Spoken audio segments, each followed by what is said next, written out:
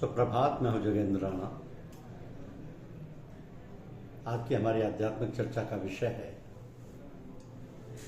ब्रह्म विद्या। ब्रह्म विद्या जिसमें मिलते सीप मोती वो समंदर और है,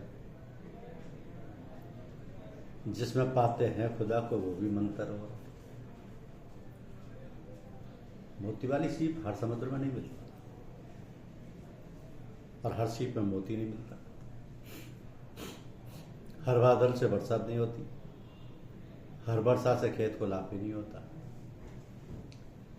इसी तरह ईश्वर को पाने की राह अपनाने वाले संत भी आसानी से नहीं मिलते। फिर वह संत भी हर एक को भगवान तक नहीं पहुंचा देते। मगर ये सच है कि सच्ची लगन से ढूंढने वालों को सौभाग्य से सद्गुरु मिल जाते हैं। साधारण कोटि के मनुष्य उन्हें पहचान ही नहीं पाते, उनसे लाभ नहीं ले पाते। कुछ लोग उनकी परीक्षा भी लेते हैं और अपने हिसाब से उन्हें ऐसे योग्य नहीं पाते कि इनसे उन्हें रास्ता मिल सकता है। कुछ लोग तो उनके पास ये इच्छा लेकर आते हैं कि हमें दर्शन करा दो।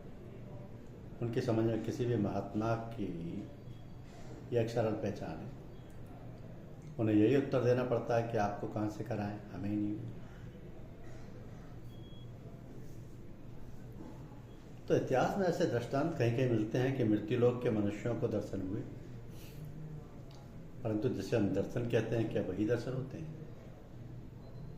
क्या हम इन संसारी आंखों से ईश्वर को देख सकते हैं? क्या हम में इतनी सामर्थ्य है कि दर्शन करें तथा अपने साथियों को बतला सकें कि ईश्वर की आकृति तथा रंग रूप कैसा है? ये तो भगवान के दर्शन नित्य तथा निःशुल्क होते हैं। आप जब चाहें जितनी बार भगवान के मंदिर में पधारिए, दर्शन कीजिए। भगवान को जो भी रूप आपको पसंद हो उसी रूप में दर्शन कीजिए। भगवान का राम आपको धनुष बाण लिए हुए, भगवान कृष्ण मोर पंख धारण किए हुए, बांसुरी लिए हुए, भगवान शंकर जटाजूट सब धारण किए हुए, भगवान हनुमान गदा पर्वत धारण किए हुए इत्यादि मिलेंगे। इनमें से चाहे जिसके दर्शन जितनी बार चाहे कीजिए। चाहे तो पुजारी के लिए पैसा रुपये चढ़ा दीजिए, अन्यथा वैसे ही दर्शन कर लीजिए जैसी आपकी श्रद्धा। ऐसे लोगों से कभी कभी हम ये पूछ लेते हैं कि यदि आपको दर्शन मिल गए तो इससे आपको क्या लाभ होगा? वह ठीक ठीक नहीं बतला पाते। यदि बतलाया भी तो बेसर करके उनको टाइम कुछ बातें बतला देते हैं, जैसे प्रश्न का उत्तर वह स्वयं ही पा जाते हैं, या उनके समझ में आ जाता है कि उनका ये प्रश्न कितना खोखला तथा निरर्थक है। ईश्वर के अस्तित्व को सभी मानते हैं। कुछ ऐसे अतिष्ठ भी हैं जो ये कुछ नहीं मानते, परंतु वह भी किसी अदृश्य शक्ति को अवश्य मानते हैं, जिसके द्वारा सृष्टि मात्र का संचालन होता है। कुछ लोग इसे प्रकृति बतलाते हैं। इसी विचार के मेरे एक मित्र का पुत्र भयंकर दुर्भाग्यवश बीमार हो गया। अधिक बीमार हुआ तो लगे भगवान की याद करने। भगवान शिव के मंदिर में गए, प्रसाद बोला, हनुमान जी से प्रार्थना की, माता जी के मंदिर में गए इत्यादि। उनके पुत्र की बीमारी का समाचार पाकर हम भी उसे देखने गए तो बोले इसके लिए प्रार्थना कीजिए जिससे अच्छा हो जाए। पुत्र तो कुछ समय में अच्छा हो गया, परंतु वे जब हमारे पास आए तो कुछ ढीले हुए दिख पड़ते थे। उन्हें कुछ समझ में आने लगा कि जब डॉक्टर वैद्य जवाब दे देते हैं तो भी भगवान की दया से बीमार अच्छा हो जाता है। तो आगे चलकर वे ही सज्जन अच्छे अभ्यासी बन गए। कुछ समझ में आने लगा कि प्रकृति अपने नियमानुसार जो काम करती है, परंतु इसके ऊपर इसे संचालन तथा नियमित करने की कोई शक्ति भी है। हमें कपड़ा लेना हो तो बजाज की दुकान पर जाते हैं, दाल मसाला लेने पंसारी के पास, और साग लेना हो तो साग की दुकान पर जाते हैं। हिंदी संस्कृत पढ़ना हो तो पंडित जी के पास, उर्दू फारसी पढ़ना हो तो मौलवी साहब के पास, तथा अंग्रेजी पढ़ना हो तो मास्टर साहब के पास जाते हैं। तो जो वस्तु अथवा विद्या जहाँ और जिसके पास है वो आपको दे सकता है। आप पंसारी की दुकान पर कपड़ा और बाजार की दुकान पर मसाला खरीदने तो नहीं जाते। ठीक यही नियम ईश्वर के नाम का है। जिनके पास है उन्हीं के पास जाने पर मिलेगा। अन्य स्थान पर नहीं मिलेगी। तो पंडित जी के पास विद्या तथा भक्तों के पास राम नाम मिलेगा। पंडित जी भक्त हो सकते हैं, भक्तों की पहचान अवश्य ही कठिन है। जो अपने आप को भक्त कहते हैं वे भक्त नहीं, जो अपने आप को गुरु कहते हैं वे भी गुरु नहीं। ना भक्तों को अन्यायियों की चाह होती है और न सच्चे गुरुजनों को शिष्यों की कामना होती है। तो वो तो अपने ही राम में मस्त है। उन्हें सारा बखेड़ा बढ़ाने के लिए समय अथवा चाह कहाँ से होगी। वे कब चाहते हैं कि उनके मन की शांति तथा ईष्टदेव की आराधना में आकर कोई विघ्न ना डाले और उनका ध्यान अपने प्रिय मालिक से खींचकर उन्हें अन्य कहीं ले जाए, तथा उन्हें जो स्वाद तथा आनंद इसमें मिलता है उसे लेते रहने में बाधा पड़े।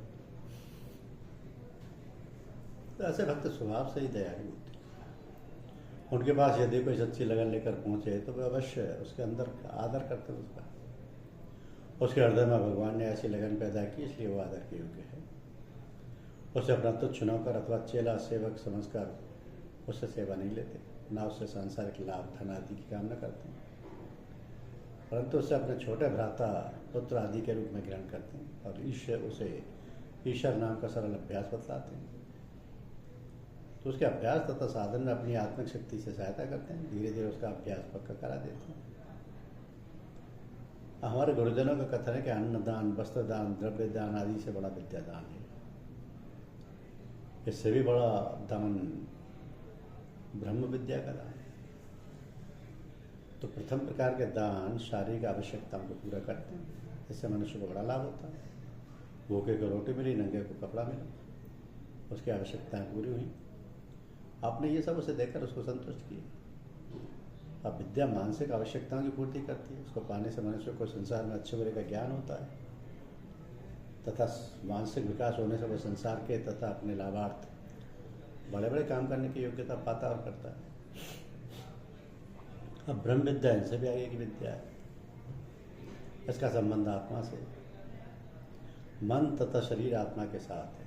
शरीर स्थूल वस्तु, इसको चाहे जितना संभाल कर रखिए, खिला पिलाकर पुष्ट कीजिए,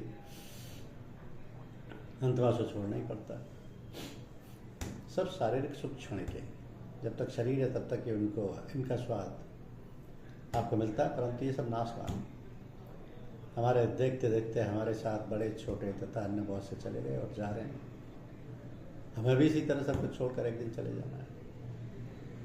खुदा जाने ये दुनिया जलवा गाहे नाज है किसकी। हजारों उठ गए लेकिन वही रौनक है महफिल की। खुदा जाने ये दुनिया जलवा गाहे नाज है किसकी। हजारों उठ गए लेकिन वही रौनक है महफिल की। हम मानसिक विद्याओं से जो हमें सुख अथवा शांति मिलती है वो शारीरिक सुख से भिन्न है। इससे हमारे मन का संबंध है। मानसिक शांति की आजकल संसार में बड़ी आवश्यकता है। जिसे देखो वही परेशान दिख पड़ता है, उसे किसी न किसी प्रकार का अभाव सताए रहता है। कोई धन वैभव के लिए, कोई स्त्री पुत्र के लिए, कोई अन्य अपूर्ण इच्छाओं के लिए अपने आप को दुखी पाता है। यदि कहीं मानसिक शांति मिलती है तो उसको दौड़ता है। क्षणिक शांति के बाद फिर वही परेशानी। ये सब भी नश्वर है।